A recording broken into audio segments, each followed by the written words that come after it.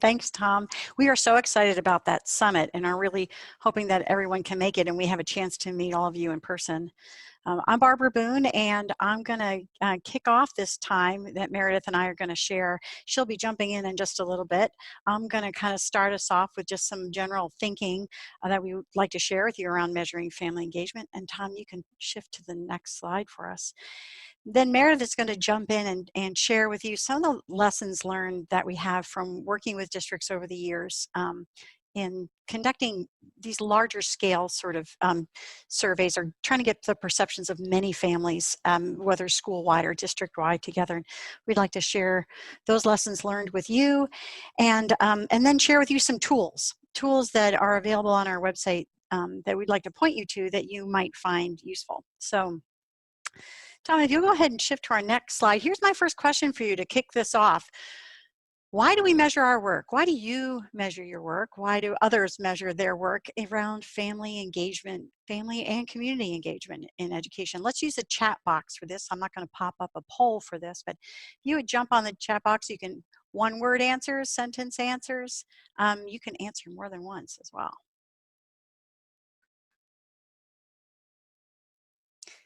And I'll throw one out there. Well, because we have to.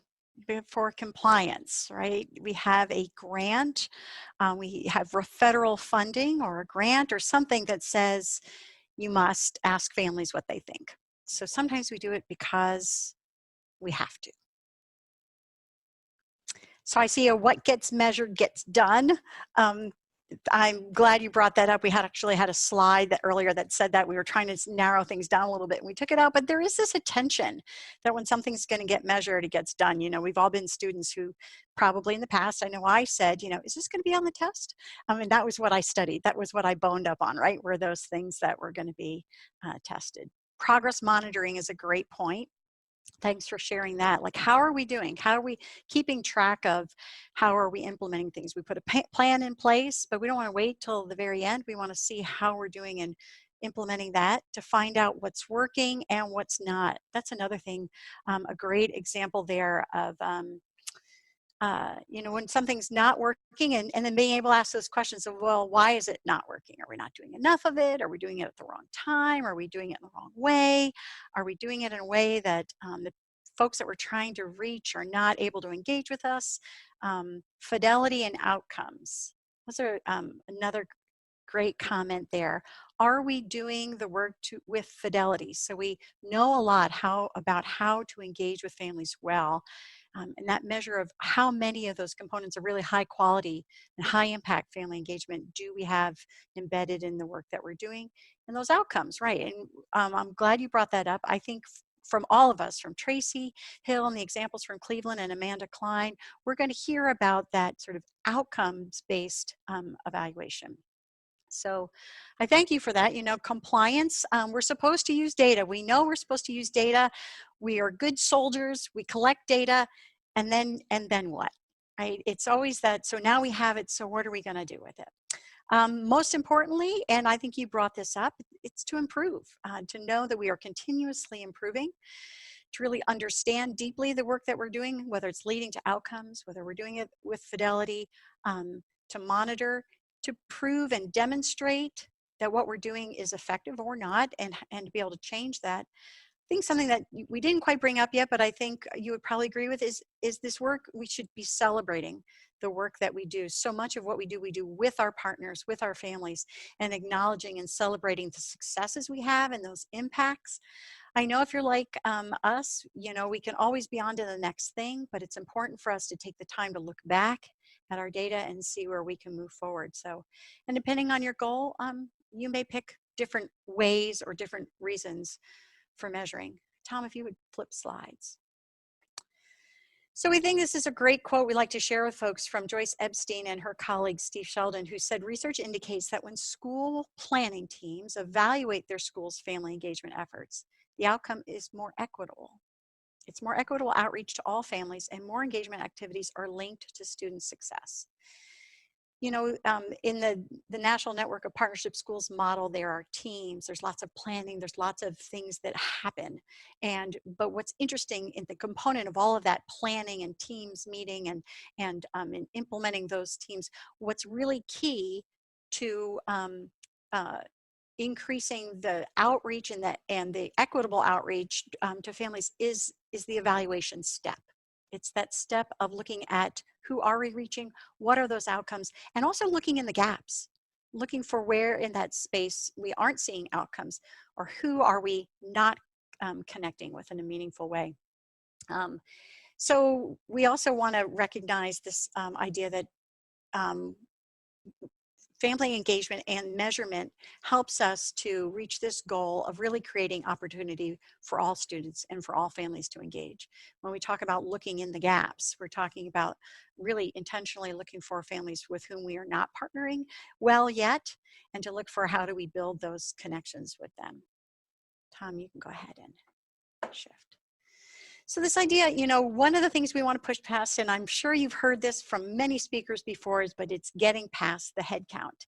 And yet, even though we really know this, we know that oftentimes we are still measuring success by how many people attend an event.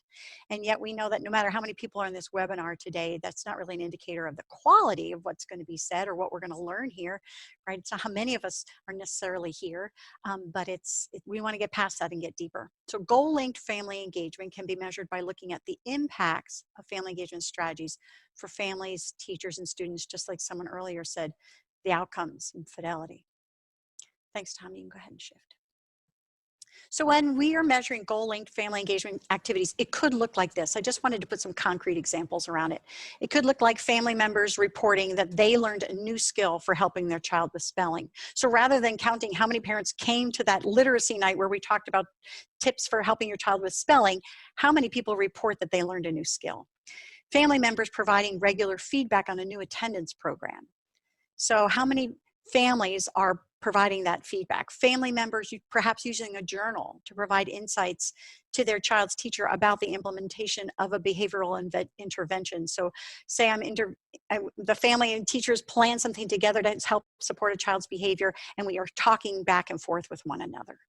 Families report using tools provided by the school. Not that we just provided them and shared them, but families are reporting back to us that they're using these.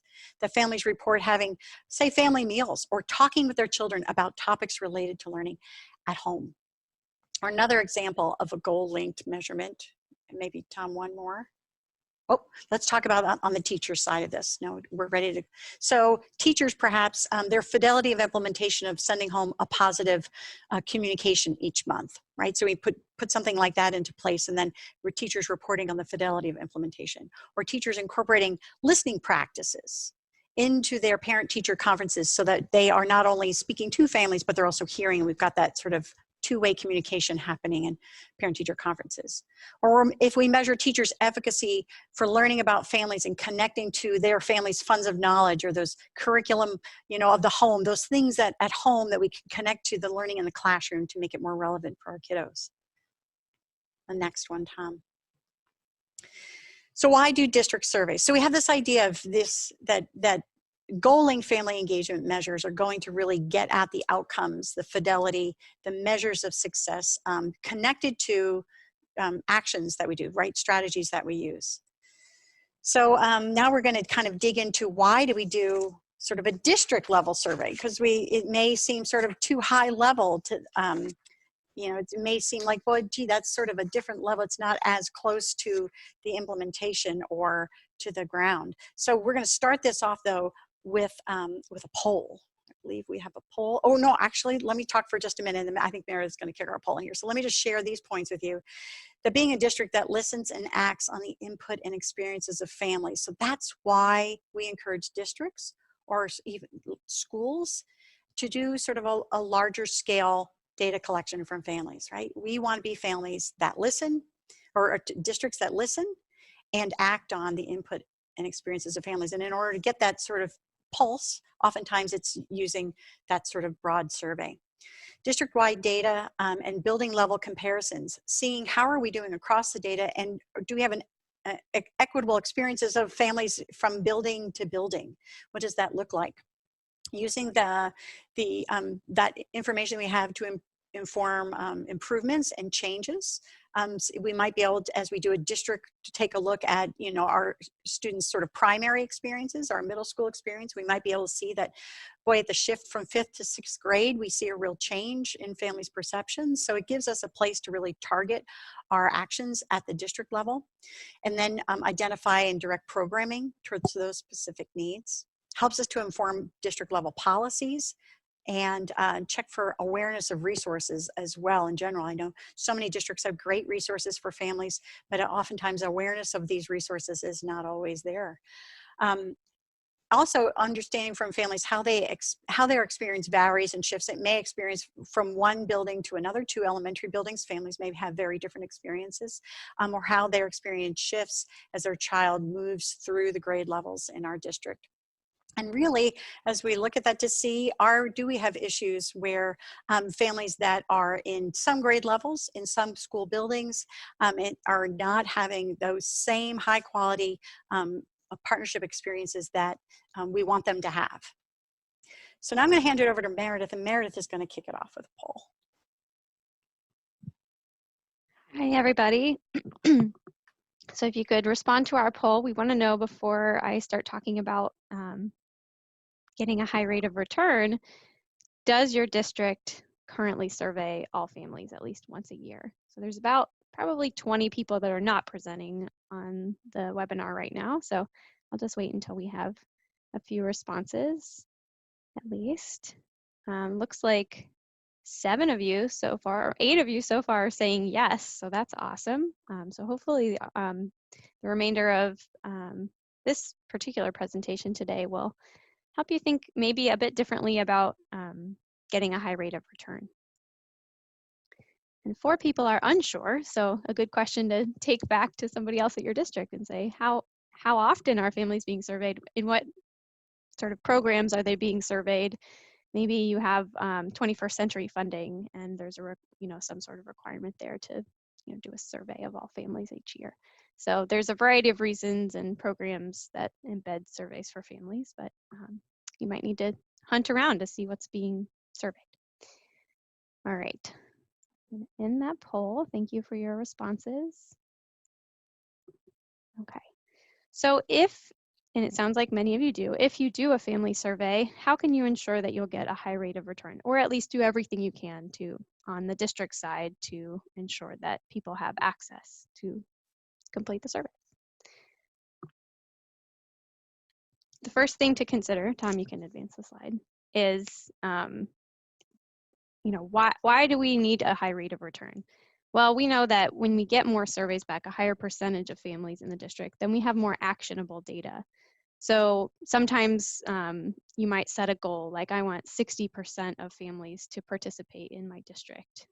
Setting a goal can be really, really helpful in thinking about what it will take to get to that goal. So if you know from experience that most of the times you send out things to families, you only get about a 20% response, no matter what it is, then you may have to set up some new policies or incentives or processes to really get to a higher goal.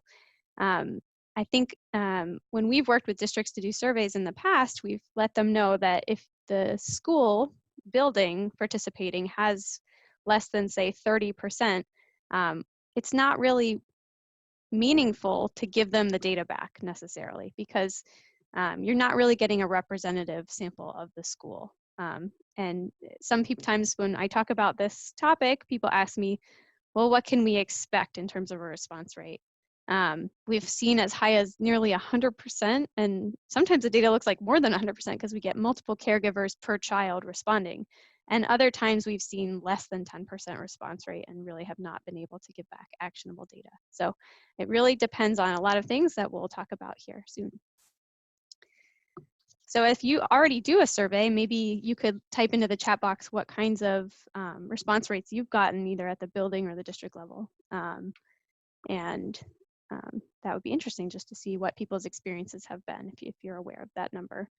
And then ask yourself, what's our target this year? What seems realistic? Because you don't want to necessarily set unrealistic targets from year to year, but if you have some prior year's data on your response rates, then you can kind of say, okay, staff, okay, district, like we really want to, you know, establish this as a routine thing that we do every year.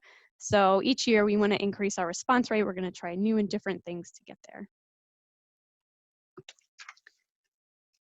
All right, so it looks like based on what people are saying, there is sort of a wide variety of response rates, but from families, 10 to 20%, 12%, so not always great. So, so good. That's why you're here, hopefully, to learn some new things. Hopefully, we can be helpful, and continuing to learn from your experiences will be helpful. So, sharing with us throughout the presentation, if we're recommending things that you haven't found helpful, or if you have other strategies that we're not recommending, please type them into the chat box or reach out to us afterward. Okay, so I'm curious from you all, the types of messages that you send to parents. We found a couple things to be important in doing district surveys in Ohio. So communicating a message to parents and caregivers that their ideas are important and anonymous. So sometimes the way we collect data makes it not so anonymous. So making sure to, you know, not require a name or a student's name at the top of the survey. Also letting parents and caregivers know that you value their perspective, that they're helping you do a better job of partnering with them and supporting their child's learning by responding to this survey. Another message to parents and caregivers is that, you know, as a district, you want to have more welcoming schools and increase the true, you know, the shared goal of academic success of students and high graduation rates. So in order to do your job better as a district, you have to let families know sort of why you're collecting this data. So maybe the goal, and maybe you could tailor this to the particular survey you're doing. So maybe you want to improve a program or a set of programs, or you want to improve the transition into your school building or the transition to the next school building. So you may have targeted messages, those are good too, but if you're doing sort of a general survey of parents and caregivers' perceptions of your district, maybe that message could be, you want it to be more welcoming. You want to communicate that the survey is convenient and make sure that it is. If there's only really one way to access the survey, it may not be convenient for families, but trying to communicate that it's brief, convenient, those things can increase your response rate. And what else do we say to families? This is a chance for them to tell us what they think. So really to communicate that you want to learn is important. And then I know personally, I'm much more likely to respond to something if I know it's going to be used for something in particular. So if you could communicate that you are going to use this to develop staff training on family engagement, that may be a motivator for people to respond. And there are many other improvements that could come out of it that you could communicate to families. All right, Tom, next slide. Okay, and how do you communicate with teachers about the importance of surveying families? You want to make sure that teachers know the purpose of the survey and what it measures, that it's not a teacher evaluation, how you as a district are going to use the information that you're gathering so that they can really have sort of an elevator pitch for families. If families ask, what is this? Why should I do it? So they kind of know, oh, this is really important for me as a teacher, for our grade, for our school, to improve the way we communicate or offer these programs or listen to you as families. So those specific communications, giving teachers the tools to really communicate well with families about the survey is important. Another super important thing to communicate with teachers is the district's goal for their school or classroom's response. And get ideas from the teachers about how to increase families' awareness of the survey. So maybe they do specific things in their classroom to get families engaged. And so if those things are working well, don't limit the ways that they share about this survey. You know, give them maybe a sample message they can put on Class Dojo, or a link for their homework website, or whatever they use normally to communicate with families. So kind of give them the tools from the district to that classroom level. Let's see what else we have here. There's a lot of ways that you can communicate with teachers about getting a high response rate. So how could students be involved? Sometimes in the districts that we've seen that have had high response rates, we've seen that their most successful schools have been the ones that sort of sent home a paper copy in a student's folder. So I know it's sometimes harder to do that in the older grade levels, but I think that high schools and middle schools could still make that work. So that's sort of a way, and each teacher kind of knew their role in getting the surveys back and knew their goal for their classroom. And then sometimes students are our best allies in this work. So having them feel like there's motivation to get these surveys back. So whether that's offering a jeans day for students, or we've had schools do a dance, like offer a dance for the grade that had the biggest response rate. So lots of ways to be creative about this. Okay, so what have we seen has been promising practice? I've talked about a couple as I went, but maybe the biggest thing that we've seen is the importance of principal leadership. So if principals are getting out there and messaging directly to families, if they're messaging with their staff about their goals for this and the importance of it, then that's hugely important. If they're sitting down with the team that's doing this, distributing the survey and collating it and entering the data, then it's going to be a higher priority for their staff. I've talked a little bit about sort of setting goals, but what this looks like when you do it at the district level is you need a way to sort of track how things are going. So if you have a month-long window to complete a survey, and I'm curious how long people keep their surveys open and sort of methods for delivery. So if anything you want to share in the chat would be great. But so what we've done with districts in the past is we've sort of had a table set up in the beginning with sort of each grade level. And I think, Tom, if you go forward through this, here are some other ideas. So announce each school day, phone and text reminders, different ways of communicating about the survey and completing it. But if you go to the next slide, I believe there's a sample table. So this is just an example from a district in Ohio. So they had an elementary school, 2 middle schools, and a high school. And so they set up a table where they said, okay, here's the total enrollment of students at each of these grades in each of these buildings. So our goal at a minimum is to get 60% of the building's families to complete the survey. So on a weekly basis, then they got data on how many people had completed it electronically for those buildings and how many had completed it via paper.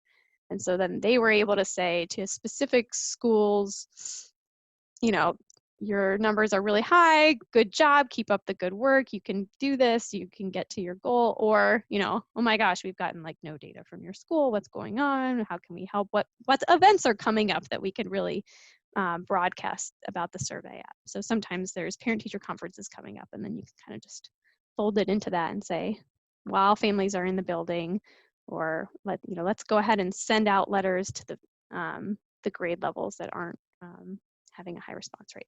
Lots of different ideas. Okay, so hopefully you got some new ideas from that about your district level surveys of families.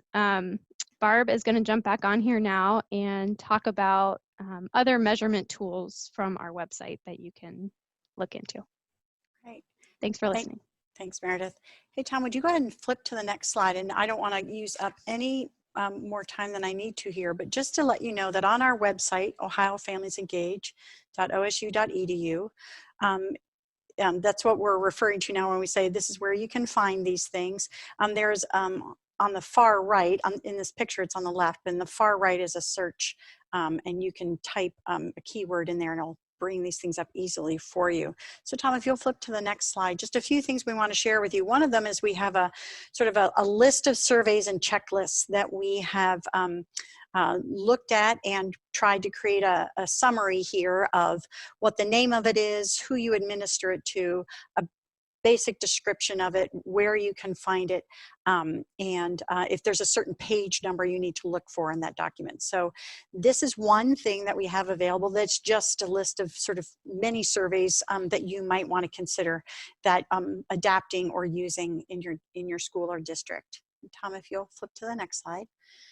Another thing is we've developed 3 rubrics for family engagement in PBIS, or utilizing PBIS. And each of these rubrics is a self-assessment tool for a PBIS school team to measure their level of engagement of families in this process of implementing PBIS.